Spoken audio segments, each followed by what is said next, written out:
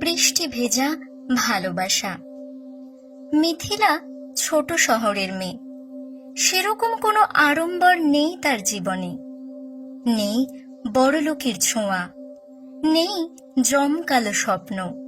কিন্তু একটা জিনিস ছিল, ভালোবাসার প্রতি তার এক নিঃশর্ত বিশ্বাস। ভালোবাসা যে আসবে হঠাৎ করে, একদিন বৃষ্টির মতো। প্রতিদিন কলেজে যাওয়ার পথে সে একটা নির্দিষ্ট বইয়ের দোকানের সামনে দিয়ে যেত। সেখানে এক ছেলেকে প্রায়ই দেখতে পেত। চোখে ভারী চশমা, হাতে সব সময় একটা বই। প্রথম কয়েকবার চোখাচোখি হলেও কেউ কিছু বলেনি। ধীরে ধীরে যেন একটা অভ্যাস হয়ে গেল।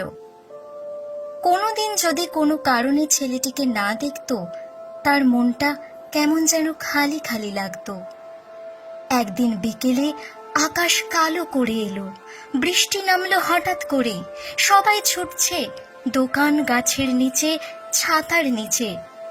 মিথিলার হাতে ছিল না কিছুই, না ছাতা, না সময় বুঝে আশ্রয় খোঁজার সুযোগ। কাঁপতে কাঁপতে দাঁড়িয়েছিল এক কোণায়। ঠিক তখনই তার সামনে এসে দাঁড়ালো সেই ছেলেটি, রনি।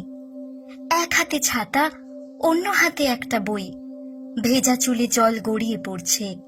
ঠান্ডা গলায় বলল, তুমি যদি চাও ছাতার নিচে একটু জায়গা দিতে পারি। মিথিলা অবাক হয়ে তাকিয়েছিল কিছুক্ষণ। তারপর মৃদু হাসিতে বলল, ধন্যবাদ, আজকে তো তোমার ছাতা বাঁচিয়ে দিল আমাকে। সেদিন থেকে তাদের বন্ধুত্ব শুরু।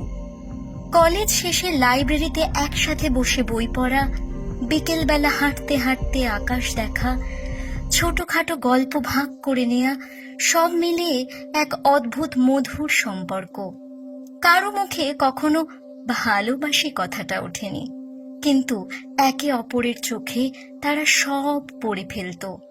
তবে জীবনের গল্প সবসময় সোজা পথে হাঁটে না।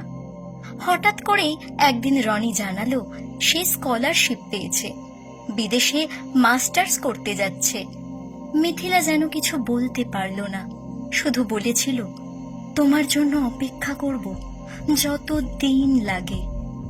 রনি বলেছিল, আমি ফিরব তোমার কাছে, ঠিক এই শহরে, এই বইয়ের দোকানে, এই বৃষ্টির দিনে।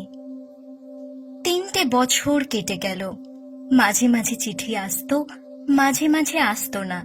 মিথিলা কখনো অভিযোগ করেনি, অপেক্ষা করে গেছে। অপেক্ষার মধ্যে ভরসা ছিল, ভালোবাসা ছিল। এক বর্ষার সকালে মিথিলা চুপচাপ বইয়ের দোকানের পাশে দাঁড়িয়েছিল। হঠাৎ পিছন থেকে কেউ ছাতাটা এগিয়ে দিল। চেনা গলা, চেনা হাসি। এবার আর ভিজতে হবে না, বলল রনি। মিথিলা কোনো কথা বলল না, শুধু ছাতার নিচে আস্তে করে দাঁড়িয়ে গেল।